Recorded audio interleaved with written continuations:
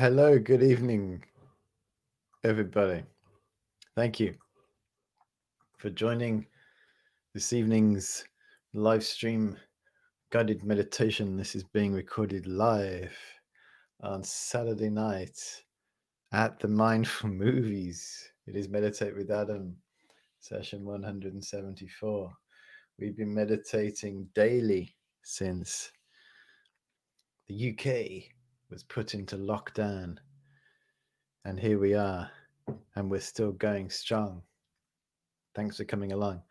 I appreciate it, and I hope you can benefit from this evening's meditation, or whatever time it may be in your location. We have been exploring the Himalayan series of meditations, and a week or so ago, we broke down the different parts of this meditation. So at one point, we were meditating on all the parts of it. We built it up into this vast meditation, and then we dismantled it. And then we took the natural breathing practice, and then we dismantled that as well. And we, in a sense, we started again. Started counting the breath, which is a wonderful entry point for a beginner or anyone wanting to start meditation.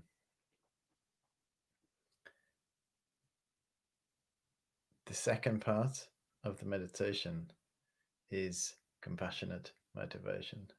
If you recall the Himalayan practice, breathing meditation, natural breathing meditation. 5 minutes after we've done the natural breathing meditation, we hear the bell, don't we? And then compassionate motivation appears on our screen, reminding us to meditate on compassion. So I wanted to briefly remind us of this practice so we can strengthen this side of the Himalayan training. Compassionate motivation is our intention to train in meditation for the benefit of all living beings. So our intention is outward looking. Although we are turning our mind deep within, at the same time, our intention is also out. It's worth contemplating that. Meditation doesn't necessarily have to be an insular practice. It can be expansive training if our mind is in the right space. In reality, there's no in or out anyway. That is just imputed by our mind. Within the compassionate motivation, why am I training in meditation? To heal the world, and to be a benefit to all living beings, not just to solve my own problems. As we progress with our training, we start to see that we solve our own problems anyway with compassion. Just thinking about ourselves all the time, as we know, is boring, and it causes untold misery. We know, don't we? In the new book, Find Your Zen, which is out on Wednesday, there's a chapter in there called The Rising Sun. Yeah. Oh, look, the sun's rising over there as well. And it's all about how we can have a rising sun attitude. And that comes when our intention is expansive. Light is brought into all parts of our life with compassion. But what is helpful to appreciate with compassion, which I wanted to talk about over the next few days, is inside the mind of compassion is a mind known as renunciation. Renunciation. If you've been keeping up with the mind space social media, we are currently enjoying a mind space of the day. Every day, a short little nugget of mind space to keep us going posted first thing in the morning. And the one for today says, develop the wish to attain nirvana. Something like that. Developing the wish to attain nirvana. Nirvana. What is nirvana? Nirvana is liberation. Liberation from uncontrolled life, uncontrolled mind, uncontrolled cycle of life. Liberation from strong self-grasping and strong self-cherishing. Complete freedom. This is what we need.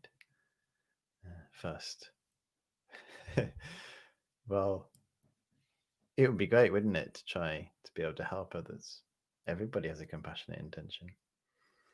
And some act on the compassionate intention and strive to try and help others.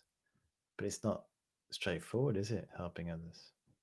Often we can try to help others and indirectly even cause more harm than good. Sometimes we go into enthusiastically into a pursuit with a wish to help others, a noble wish to be a benefit to all living beings or to as many people as possible. I just want to help people, you hear, don't you? Or even, yeah, when we are young and optimistic, yeah, we want to save the world, we want to change the world, we want to help benefit many people. Sometimes just a simple wish. I want to make a difference. I had an interview with someone the other day. They joined the army. They said, why? Because I wanted to make a difference. And he was looking back, it was like 15 years ago. I joined the army because I wanted to make a difference to this world.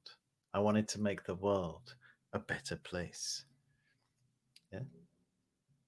Compassion. But he said not long after,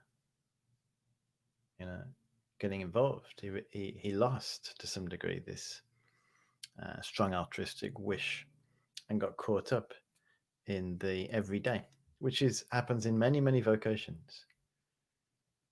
Compassionate vocations.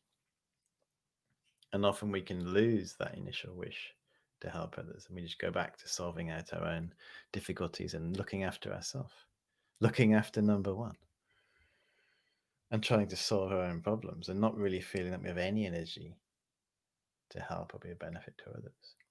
This is why we need to get our own house in order to be a benefit to others. And this is why within the compassionate motivation is renunciation. Renunciation is a wish to be free from suffering. And it is a mind that practices moral discipline, concentration, and wisdom. They're known as the 3 higher trainings. Why are they higher? Because the motivation is high, as in it's a mind not just to be happy now, but to be completely free. I've spoken in the past about these scopes of intention. One scope is just to be happy now, yeah, which is okay, but of course it fades. Another scope is to be completely free and liberated. This is what we're referring to here, liberated from all negativity. And the greater scope is to be a benefit to all living beings. These known as the 3 scopes. Many of us, we are still at the initial scope. Inside compassion is renunciation, wish to be free from suffering, understanding that suffering is not out there, it's in here. We're probably still blaming what's happening out there. People making decisions about our life are causing me suffering. That's one way of looking at a difficulty. But the actual suffering itself is coming from our response and our attitude. Renunciation is a wish to be free from these negative responses. That's step 1. And we need that before we're able to develop compassion. But in reality, when we're training, we cultivate them both together. Compassion for ourselves. Yeah, it's not just saying to ourselves, oh, there, you'll be all right. Yeah, that's not real compassion for ourselves. because we may not be all right. We don't know what's around the corner, do we? Got no idea. That's just deluding ourselves. Real compassion for ourselves is developing renunciation, a wish to be free from all forms of suffering. Step one. And then step two is compassion, looking at others and thinking, others are suffering too. Others are experiencing difficulties.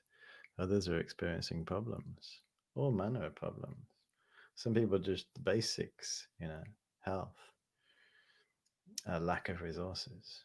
This is one type of suffering. But other people who have resources experience more exotic types of suffering. Yeah. Losing their reputation, losing their status, having to experience aging, having to experience sickness and uncertainty. Everyone we look at has to experience suffering and difficulties, even if they're pretending that they're not, which we do. You okay? Yeah, fine. Oh, I'm fine, yeah. Everything's fine. You all right? Yeah. Cheers. I'm fine too. But we're not really, are we?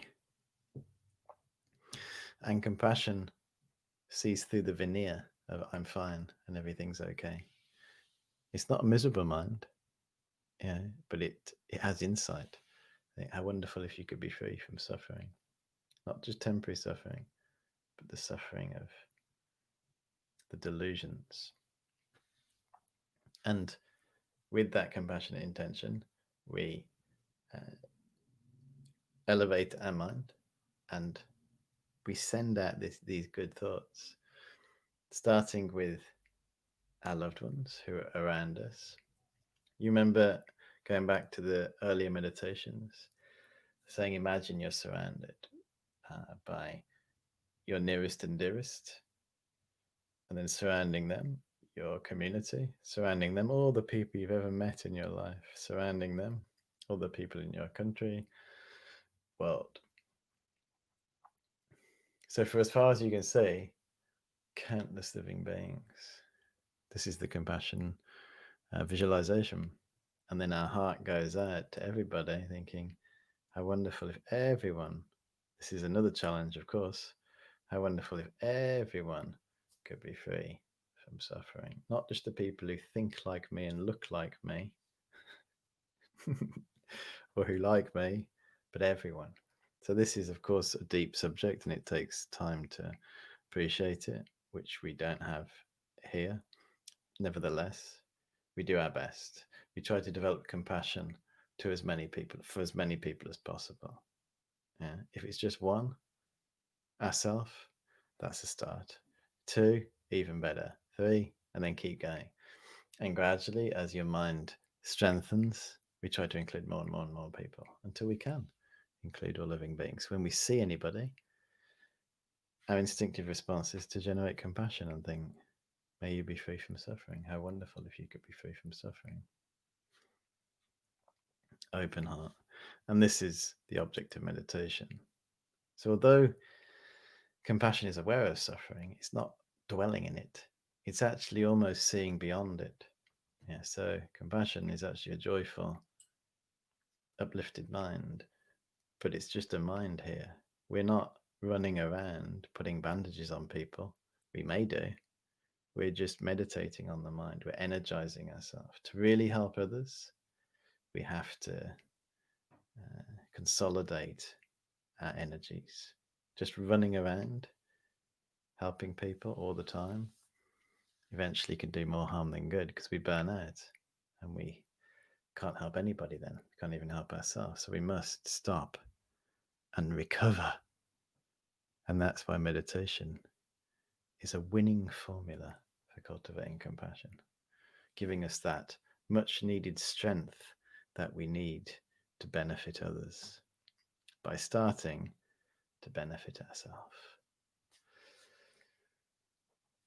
Let's give it a go, shall we? So what we'll do, first 5 minutes, the natural breathing meditation, which you know how to do now.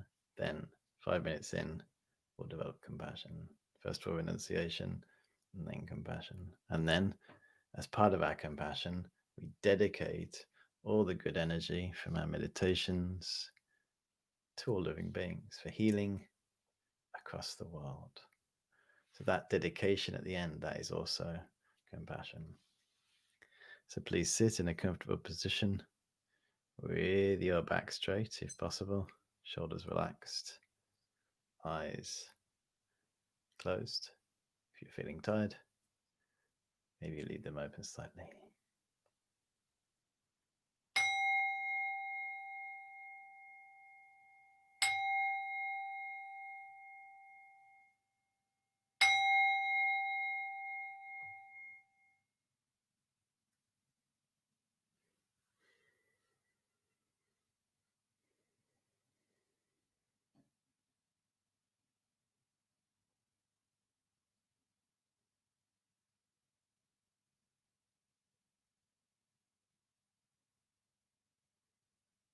Starting with the natural breathing meditation.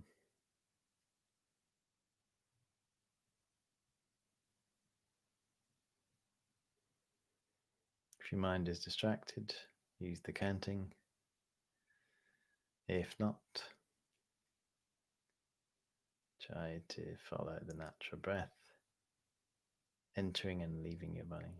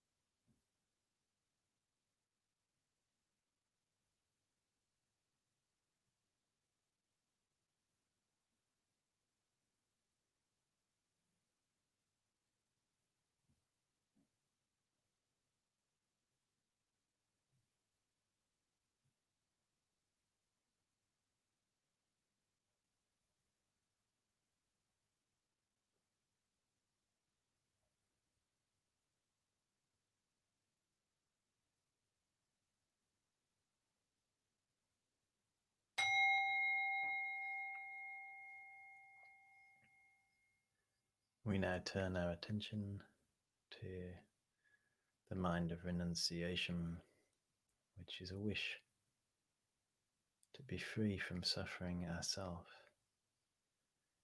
We appreciate we have to experience problems and difficulties every day, and we have more to come in the future, all coming from delusions in our mind. So we develop renunciation, which is a wish to be free from suffering, completely free, and experience nirvana,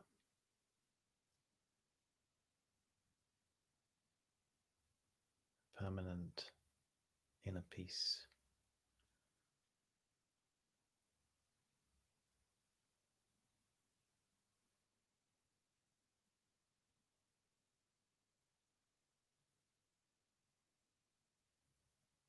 May I attain nirvana, and be free from suffering.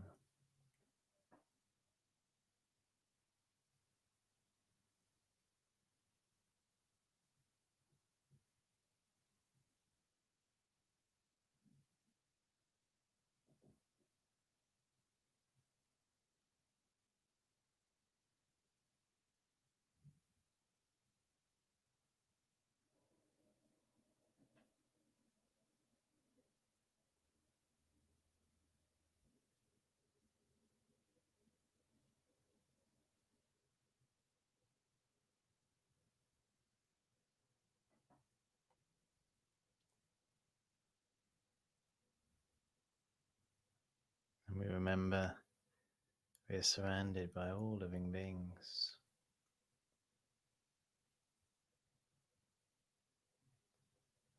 Our friends, our family, our community, sitting next to us,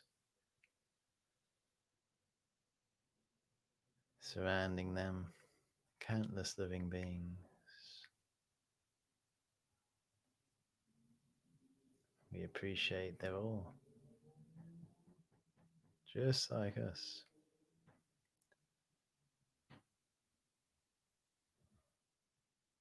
They have to experience uncertainty, confusion, dissatisfaction.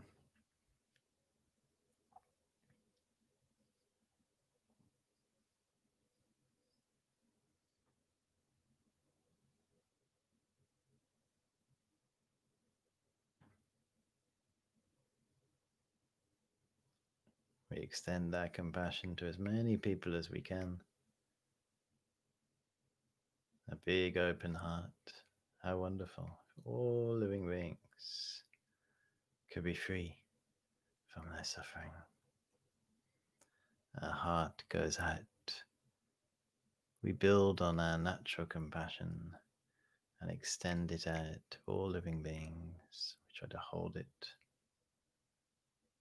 with our concentration.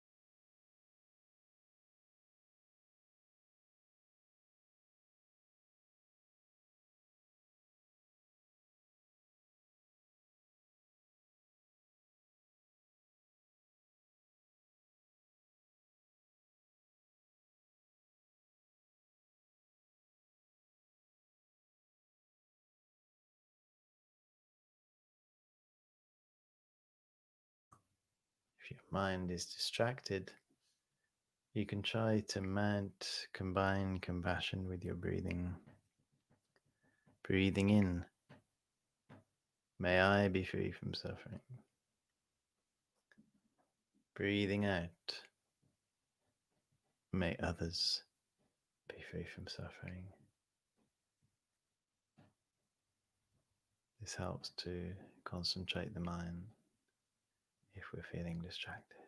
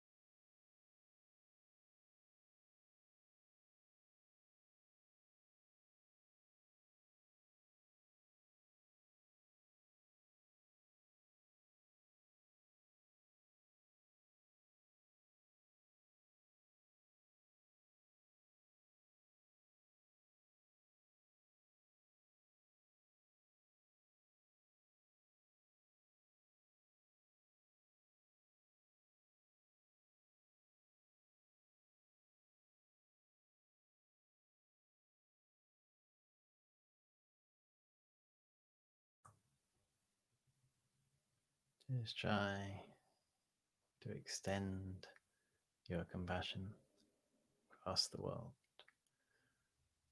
global compassion. So our heart opens to the whole world. How wonderful if all living beings could be free from their suffering.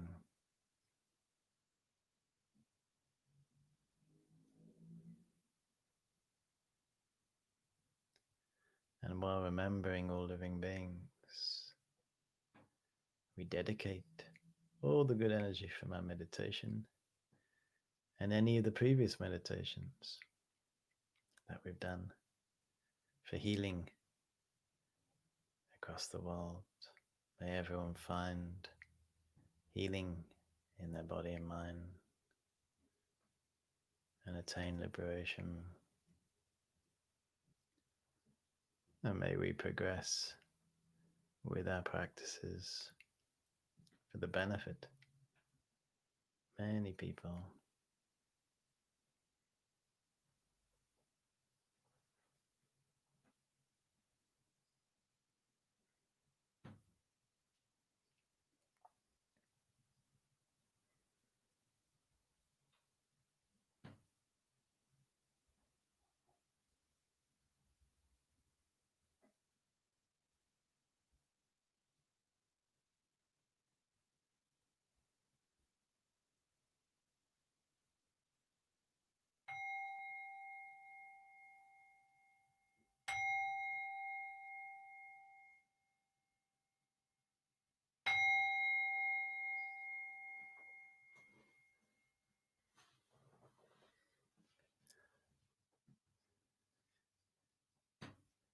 The last week or so,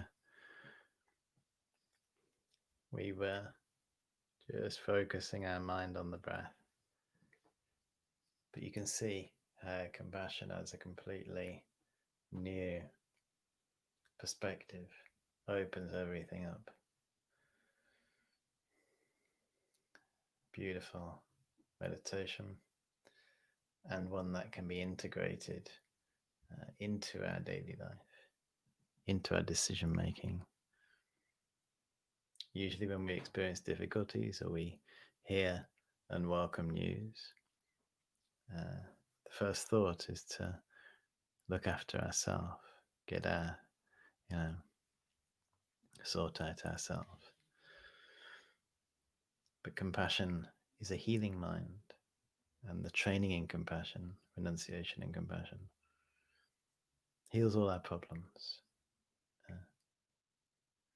The more we can include others in our intentions, just for everything that we do, the less issues we'll have. Just thinking, what can I do to benefit others with my time that I have left? I could die today, tomorrow. What should I do with myself to make my life meaningful? The way to lead a meaningful life is for it to be motivated by compassion.